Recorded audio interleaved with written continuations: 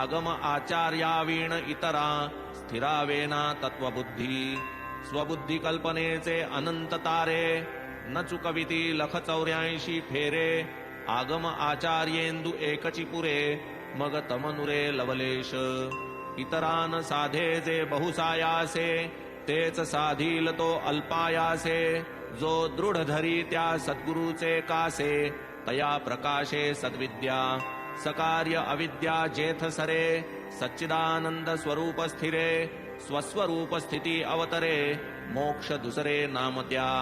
हेच जीवाचे अत्यंत अभीष्ट यदर्थ करीती बहुत कष्ट जे निरंतर ब्रह्मयोगनिष्ठ अंतर्निष्ठ सर्वदा स्वरूपी होता चंचळ कुठे विषयांची खळबळ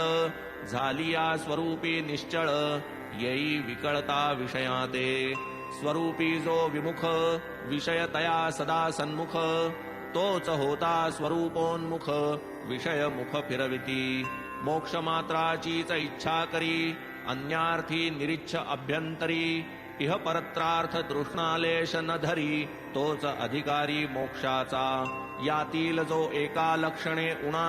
मुमुक्षु नव्हे तो स्पष्ट जाणा तो केवळ मुमुक्षूचा बहाणा जैसा काणा देखणा अहंकार गळाल्या वीण